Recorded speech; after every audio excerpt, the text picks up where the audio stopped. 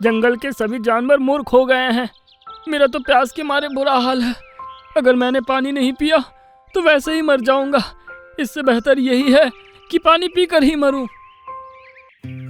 एक जंगल में शेर खान नाम का एक बहुत ही क्रूर शेर रहा करता था। जंगल के सभी जानवर शेर खान के नाम से बहुत खौफ खाते थे। शेर खान जब भी जंगल में निकलता तो सभी जानवर डर के मारे अपने अपने घरों में दुबक जाते।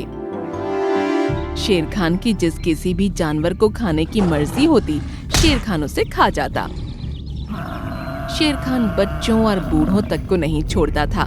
सभी जानवर शेर खान के आतंक से बुरी तरह तंग आ चुके थे। तो वहीं दूसरी ओर शेर खान का मंत्री चार्ल्स, जो कि एक चीता था, वो शेर खान से ज्यादा क्रूर था। वो दिन भर शेर खान जंगल के वासियों के खिलाफ शेर खान के कान भरता रहता और शेर खान को बताता रहता कि इस समय जंगल का कौन सा जानवर तगड़ा और स्वादिष्ट है। शेर खान अपने मंत्री चार्ल्स पर आंख बंद करके भरोसा करता था। एक दिन की बात है, जंगल में भयंकर सूखा पड़ गया। जंगल के सभी तालाब सूख गए सिवाय एक तालाब के। शेर खान और उसका मंत्री चार्ल्स उसी तालाब में से पानी पी रहे थे। तभी शेर खान के मंत्री चार्ल्स के दिमाग में एक खुराफाती योजना आई। उसने शेर खान की ओर देखकर कहा, महाराज, जंगल के सारे तालाब सूख चुके हैं, केवल यही तालाब बचा है अब तक। तुम्हारे कहने का मतलब क्या है मेरे दोस्त? मेरे कहने का मतलब यही है कि अगर जंगल के सारे जानवर इस तालाब का पानी पिएंगे तो इस तालाब से भी पानी खत्म हो जाएगा। तुम मेरे सबसे प्रिय मंत्री और दोस्त हो। तुम मेरा कितना ख्याल रखते हो। इतना कहकर शेर खान अपने मंत्री चार्ल्स के साथ अपनी गुफा पर पहुंच गया।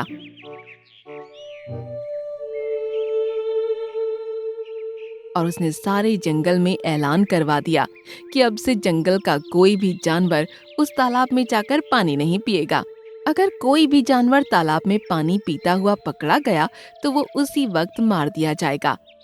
शेर खान के इस फैसले से जंगल के जानवरों में खलबली मच गई, मगर किसी में इतनी हिम्मत नहीं थी कि वो इस फैसले के खिलाफ बगावत कर सके, क्योंकि शेर खान और चार्ल्स की जोड़ी बहुत ताकतवर थी। कुछ ही दिनों में जंगल के जानवर प्यास की वजह से इधर-उधर तड़पने लगे। कुछ समय बाद जंगल के सभी जानवर एक जगह जमा हुए। हाथी दादा, जो उन सब में सबसे ज्यादा समझदार थे, सभी जानवरों की ओर देखते हुए बोले, हम ऐसे कब तक प्यास से तड़पते रहेंगे? कुछ दिन तक अगर यही हाल रहा तो धीरे धीरे करके जानवर मरने शुरू हो जाएंगे। मिंकू बंदर, जिसका नंबर समझदारी में हाथी दादा के बाद आता था, वो हाथी दादा की ओर देखकर बोला, तो फिर हम कर भी क्या सकते हैं हाथी दादा? हम उन दोनों का मुकाबला नहीं कर सकते। मेरा ख्याल है कि हम सबको जंगल छोड़कर यहाँ से चले जाना चाहिए।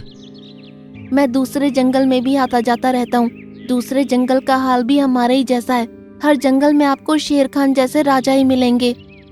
मिंकू बंदर की बात सुनकर हाथी दादा मायूस होकर बैठ गए और वहां बैठे हुए सभी जानवर निराश होकर अपने अपने घर चले गए। कुछ समय ऐसे ही बीत गया। उसी जंगल में हैरी और एडवर्ड नाम के दो हिरण भाई रहा करते थे। हैरी हिरण एडवर्ड हिरण से उम्र में बड़ा था। एक दिन की बात है, हैरी हिरण गहरी नींद सो रहा था और एडवर्ड हिरण का प्यास के कारण बुरा हाल था। वो बड़बड़ाता हुआ अपने आप से बोला, जंगल के सभी जानवर मूर्ख हो गए हैं। मेरा तो प्यास के मारे बुरा हाल है। अगर मैंने पानी नहीं पिया तो वैसे ही मर जाऊंगा। इससे बेहतर यही है कि पानी पीकर ही मरूं।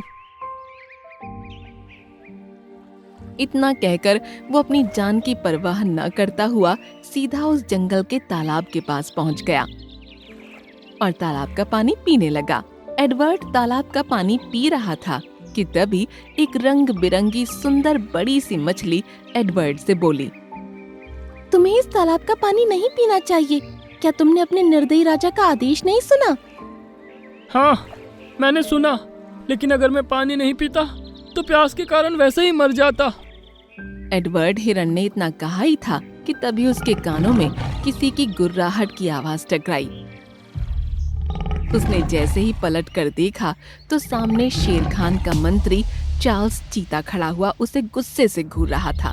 एडवर्ड डर से कंपकपाते हुए चार्ल्स चीते की ओर देखकर बोला, मुझे बहुत प्यास लग रही थी, मुझे क्षमा कर दो। तेरी इतनी हिम्मत मामूली हिरन कि तू राजा के आदेश को चुनौती दे।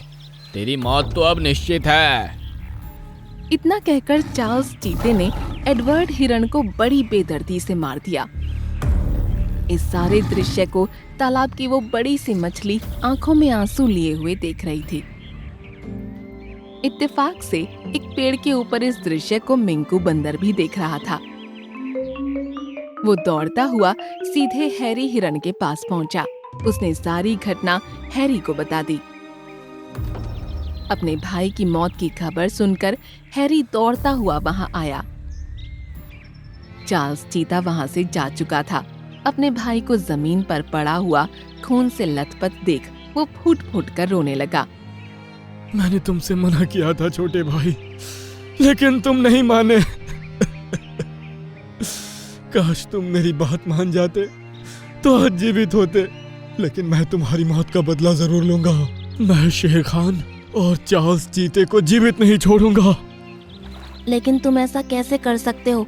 वो दोनों बहुत ताकतवर हैं। मिंकू ने इतना कहा ही था कि तभी तालाब के ऊपर से रंग बिरंगी किरणें फूटने लगीं। देखते ही देखते उन दोनों की आंखों के सामने उस बड़ी सी मछली ने एक सुंदर परी का रूप धारण कर लिया। कौन हो तुम?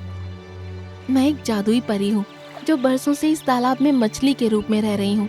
वैसे तो मुझे तुम सबकी दुनिया में दखल देने की इजाजत नहीं है, लेकिन इस हिरण के आंसू मुझसे देखे नहीं गए। परी की बात सुनकर हैरी हिरन रोता हुआ परी से बोला, तुम तो जादुई परी हो, तो मेरे भाई को भी जीवित कर सकती हो। नहीं हैरी, जीवन और मृत्यु सिर्फ ईश्वर के हाथ में है। मैं इसमें कुछ नहीं कर सकती, लेकिन मैं तुम्हारी मदद जरूर कर सकती हूँ। तुम शेर खान और उसके मंत्री को जान से मार दो। हमारे लिए इससे बड़ी मदद क्या होगी? नहीं, वो दोनों स्वयं एक दूसरे को मारेंगे। इतना कहकर उस परी ने अपने हाथ में पकड़ी हुई छड़ी मिंकू बंदर और हैरी हिरन के आगे कर दी। उस छड़ी में से सुंदर रंग बिरंगी किरणें निकलकर उन दोनों के चेहरे पर पड़ने लगीं। कुछ देर बाद वो किरणें निकलनी बंद हो गईं। मिंकू बंदर, तुम शेर खान के पास जाओ और उससे कहो कि चार्ल्स चीता तुम्हें मारकर जंगल का राजा बनना चाहता है। और हैरी हिरन, तुम उस चार्ल्स चीते के पास जाओ और उससे कहो कि वही जंगल का असली राजा है। लेकिन वो हम दोनों की बात मानेंगे? मैंने तुम दोनों के शरीर में जादुई शक्तियां डाल दी हैं। तुम्हारे मुंह से निकले हुए एक एक शब्द उन दोनों को सत्य लगेंगे। इस जादू का असर कुछ ही देर तक रहेगा, इसलिए ये काम तुम्हें जल्द करना होगा। हैरी हिरन और मिंकू बंदर दौड़ते हुए चार्ल्स चीते और शेर खान के पास पहुंचकर एक दूसरे के खिलाफ उन्हें भड़काने लगे। उनके मुंह से निकले हुए एक एक शब्द चार्ल्स चीते और शेर खान को सच लगने लगे। वो दोनों क्रोधित होकर आमने सामने आ गए। मैंने तुझे इस जंगल का मंत्री बनाया और तू मुझे मारकर इस जंगल का राजा बनना चाहता है। तूने मुझे इस जंगल का मंत्री बनाकर कोई एहसान नहीं किया। मैं एक ताकतवर चीता हूँ। मैं तुझसे बेहतर इस जंगल को चला सकता हूँ। तो फिर ठीक है, इस लड़ाई में हम दोनों में जो भी जीवित बचेगा वही जंगल में हुकूमत करेगा। इतना कहकर शेर खान ने चार्ल्स चीते के ऊपर हमला कर दिया। चार्ल्स चीता और शेर खान बुरी तरह से लड़ने लगे। कुछ ही देर में उन दोनों ने एक दूसरे को बुरी तरह से घायल कर दिया और जमीन पर गिरकर तड़प तड़प कर मर गए। उनके मरते ही जंगल में खुशी का माहौल छा गया। जंगल के सभी जानवर बहुत खुश थे कि आखिरकार उन्हें दो निर्दयी शासकों से मुक्ति मिली।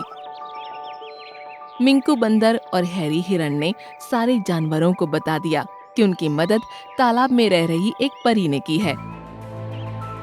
सारे जानवर खुश होते हुए उस तालाब के पास पहुंच गए, जहाँ पर परी शायद उनका ही इंतजार कर रही थी। वो परी जानवरों की ओर देखकर बोली, अब मेरा भेद खुल चुका है, इसलिए अब मुझे यहाँ से जाना होगा। तुम हमें छोड़कर मत जाओ, तुमने हमारी मदद की है। नहीं, अब मैं यहाँ पर चाहकर भी नहीं रह सकती।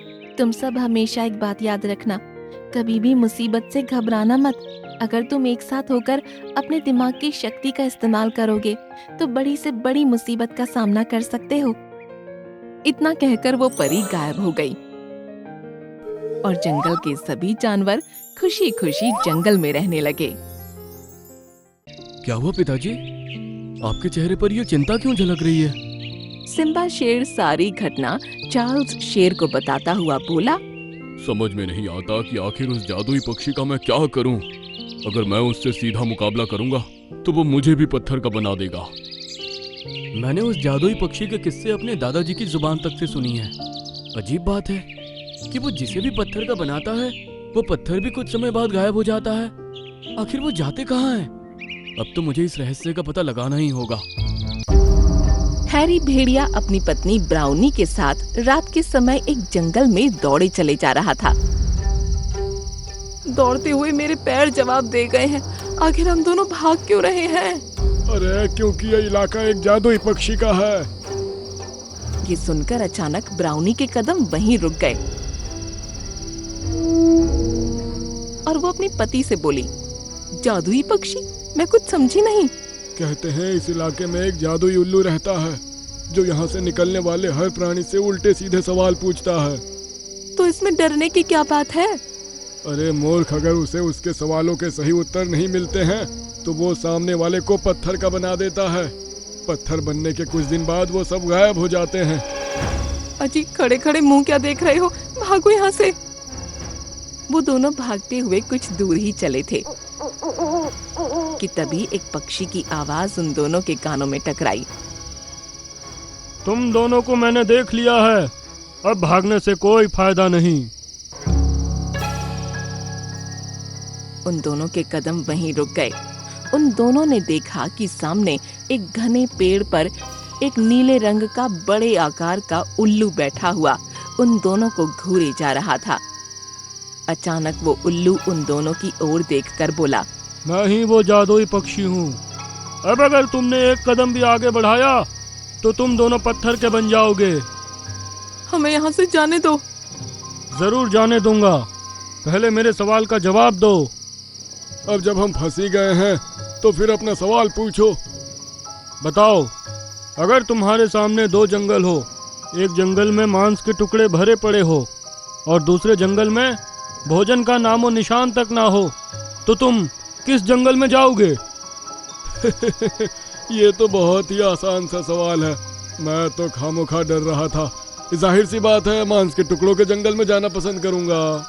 इतना बोलते ही हैरी भेड़िया और उसकी पत्नी पत्थर के बन गए और जादुई उल्लू रंग बिरंगी किरणों के साथ वहां से गायब हो गया। अगले दिन जब बिली खरगोश वहां से गुजरा तो हैरी और ब्राउनी को पत्थर का बना हुआ देखकर बुरी तरह से घबरा गया और दौड़ता हुआ सिम्बा शेर की गुफा के पास चला गया।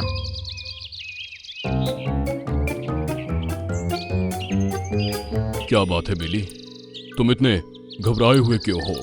जिस बात का डर था महाराज वही हुआ, आपके मेहमान पत्थर के बन चुके हैं। तुम्हारा मतलब है हैरी और ब्राउनी? हाँ महाराज, अभी अभी देख कर आ रहा हूँ। लगता है उस जादुई पक्षी ने उन दोनों को भी पत्थर का बना दिया है। अब कुछ समय बाद वो पत्थर भी गायब हो जाएंगे। इतना बोलकर बिली खरगोश वहां से चला गया और शेर खामोशी से एक तरफ बैठकर गहरी सोच में डूब गया। तभी वहां पर उसका बेटा चार्ल्स शेर आ गया, जो कि जवान था। क्या हुआ पिताजी, आपके चेहरे पर यह चिंता क्यों झलक रही है? सिम्बा शेर सारी घटना चार्ल्स शेर को बताता हुआ बोला, समझ में नहीं आता कि आखिर उस जादुई पक्षी का मैं क्या करूं। अगर मैं उससे सीधा मुकाबला करूंगा तो वो मुझे भी पत्थर का बना देगा। मैंने उस जादुई पक्षी के किस्से अपने दादाजी की जुबान तक से सुनी है। अजीब बात है कि वो जिसे भी पत्थर का बनाता है वो पत्थर भी कुछ समय बाद गायब हो जाता है। आखिर वो जाते कहाँ हैं? अब तो मुझे इस रहस्य का पता लगाना ही होगा। सिम्बा का बेटा चार्ल्स एक बेहद बहादुर और समझदार शेर था। चार्ल्स शेर उसी पेड़ के पास गया जिस पेड़ के ऊपर वो जादुई उल्लू रहा करता था। तुम तो इस जंगल के राजा सिम्बा के बेटे हो, इस जंगल के होने वाले राजा।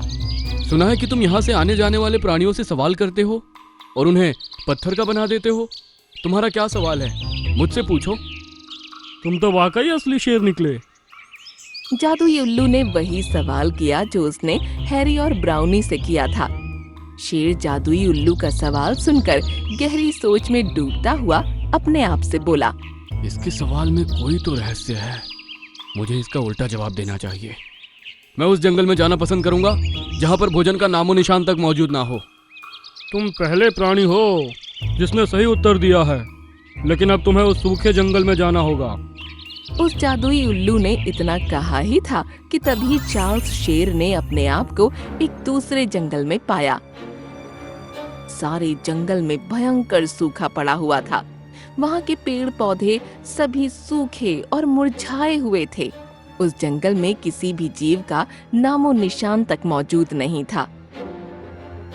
चार्ल्स अपने आप से बोला, जरूर यहाँ कोई रहस्य है। तभी चार्ल्स शेर के कानों में बहुत से जानवरों की आवाज टकराई। चार्ल्स शेर उन जानवरों की आवाजों की दिशा की ओर दौड़ने लगा। कुछ देर बाद चार्ल्स शेर ने अपने आप को एक गुफा के पास मौजूद पाया। चार्ल्स शेर ने देखा उस गुफा के बाहर एक बड़ा सा जाल लगा हुआ था और जाल के अंदर चार्ल्स शेर के जंगल के तमाम जंगली जानवर मौजूद थे जो पत्थर बनकर उसके जंगल से गायब हो चुके थे। तभी चार्ल्स शेर की नजर ब्राउनी और हैरी भेड़िए पर पड़ी। मुझे यहाँ से बाहर निकालो। और मुझे भी। चार्ल्स शेर अपने सर से उस जाल को तोड़ने का प्रयास करने लगा। तभी चार्ल्स शेर ने अपने आप को एक तालाब के पास एक नीले रंग की चील के पास खड़े हुए पाया। आखिर ये क्या रहस्य है? मैं यहाँ पर कैसे आ गया? ये एक जादुई जंगल है। अगर तुम अपने जंगल के प्राणियों को आजाद कराना चाहते हो तो तुम्हें यहाँ से कुछ दूर एक गुफा में जाना होगा। गुफा? कैसी गुफा? उस गुफा के अंदर एक जादूगरनी लोमड़ी रहती है। तुम्हें उसे जान से मारना होगा, मगर याद रखना उसे मारना इतना आसान नहीं। उसकी मौत का रहस्य मैं जानती हूँ। उसके मरते ही सब कुछ सही हो जाएगा और तुम्हें तुम्हारे सवालों के जवाब मिल जाएंगे। तो फिर ठीक है, मुझे उसकी गुफा के पास ले चलो। नीली चील उस गुफा की दिशा की ओर उड़ने लगी और चार्ल्स उसके पीछे पीछे दौड़ने लगा।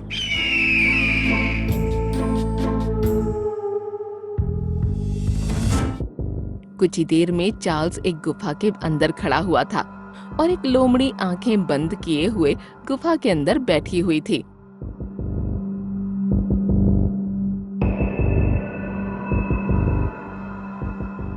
तो आखिरकार भविष्यवाणी के मुताबिक तुम आ ही गए। कैसी भविष्यवाणी?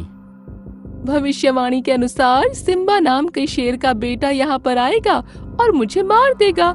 सच बताओ, तुमने उस जादुई पक्षी के सवाल का जवाब उल्टा दिया था ना?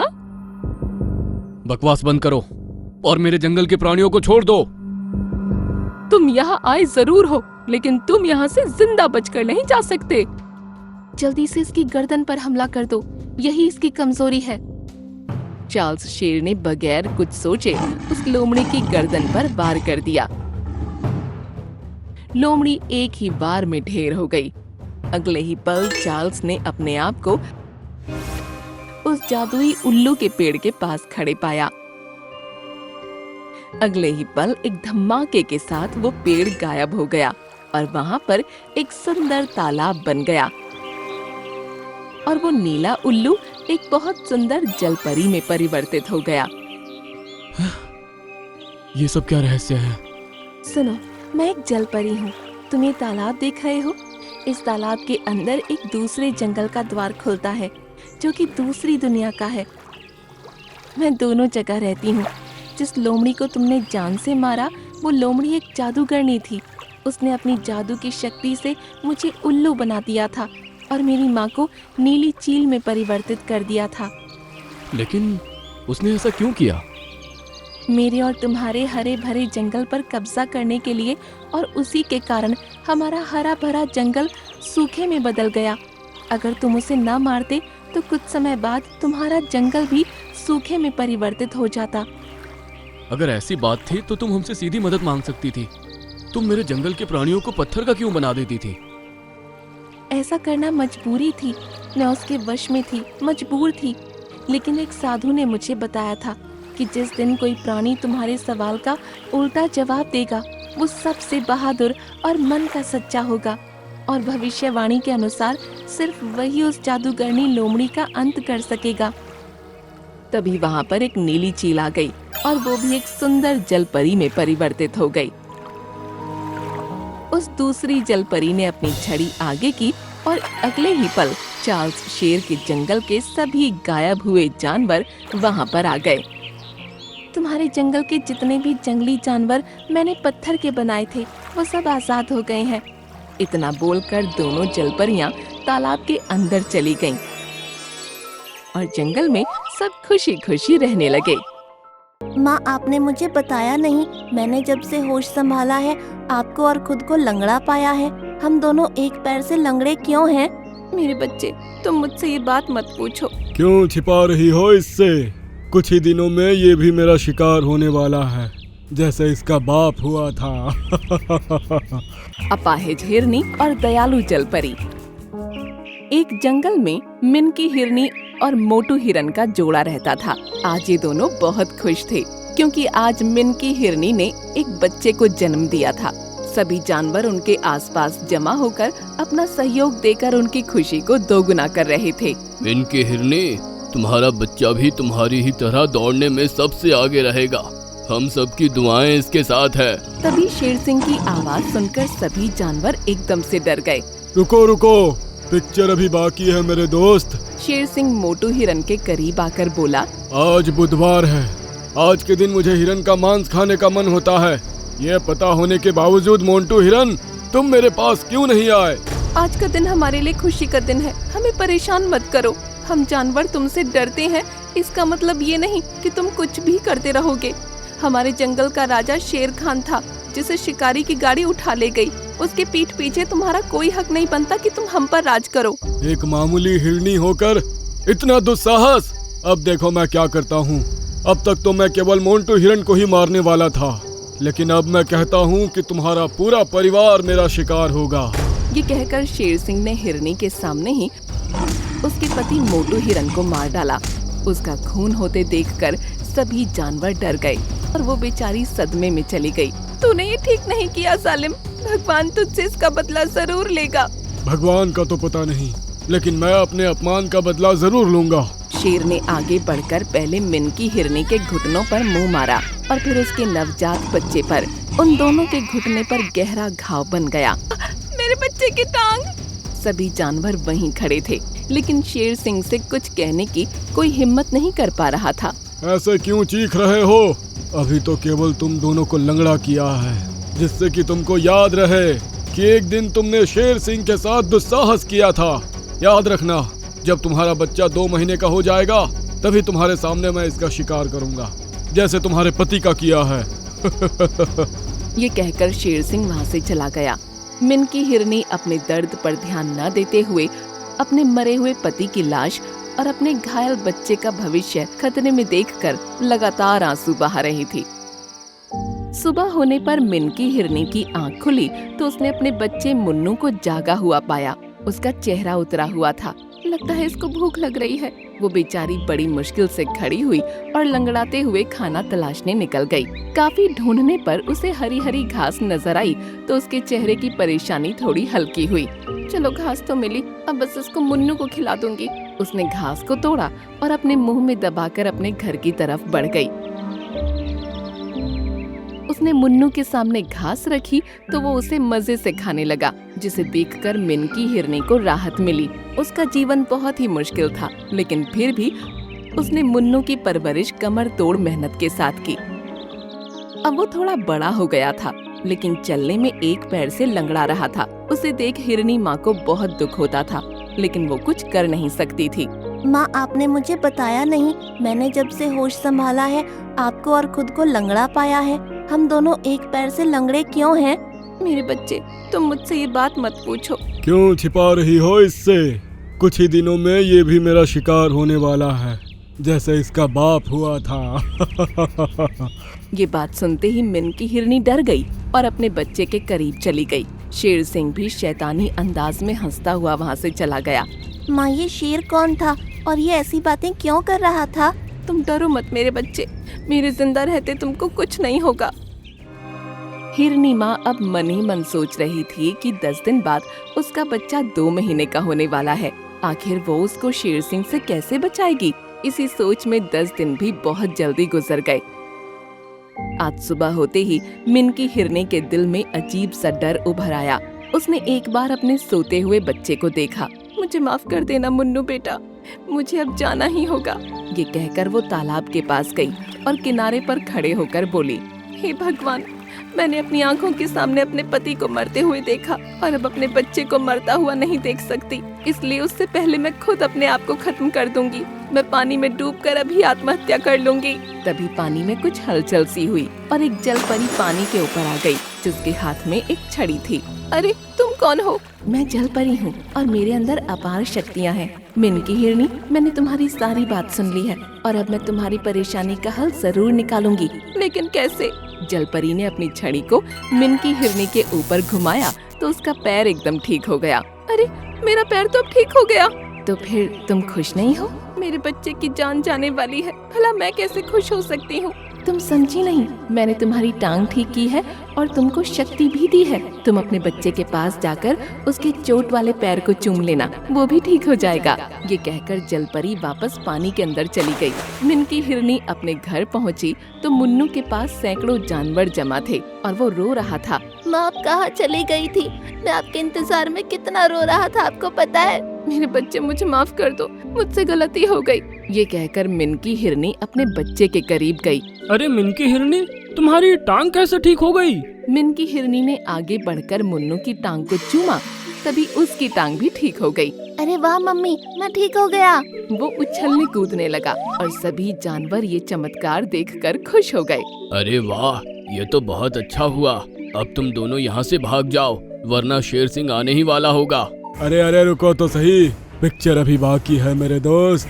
सभी जानवरों ने शेर सिंह की तरफ देखा और मिनकी हिरनी चिल्लाई, भागो बेटा भागो। ये सुनकर मुन्नू बहुत तेज भागा। उसके पीछे शेर सिंह हो लिया और बाकी सारे जानवर शेर के पीछे भागने लगे। कुछ देर भागने के बाद मुन्नू तालाब के किनारे जाकर रुक गया। अब शेर सिंह भी वहाँ जाकर रुक गया। बाकी सभी जानवर इस डरावने दृश्य को देखने लगे। हो गई तेरी पकड़ा पकड़ी खत्म, अब मैं तुझे तेरी माँ के सामने खाऊंगा। तभी तालाब के अंदर से जलपरी निकलकर ऊपर आ गई, जिसको देखकर सभी जानवर हैरान रह गए। शेर सिंह, तुमने अपनी ताकत का गलत फायदा उठाया। छोटे जानवरों को डरा डरा कर उनका जीना मुश्किल किया है और उनकी जानें ली हैं। मैं तो तुम्हें भी खा सकता हूँ, समझी? मुझे ज्ञान मत पेलो। अब तुमको पता चलेगा कि डर क्या होता है। ये कहकर जलपरी ने छड़ी शेर सिंह की तरफ घुमाई और शेर सिंह एक चूहा बन गया। अरे ये क्या हुआ? मैं एक चूहा कैसे बन गया? तभी बिल्ली की नजर उस पर पड़ी। अरे बाप रे! चूहा भागा और बिल्ली भी उसके पीछे हो ली। मुन्नू मिनकी हिरनी के पास गया और उसने मुन्नू को प्यार किया। सभी जानवर ये देखकर जोर जोर से हंसने लगे कि उनको डरा कर रखने वाला शेर सिंह अब एक चूहा बन चुका है।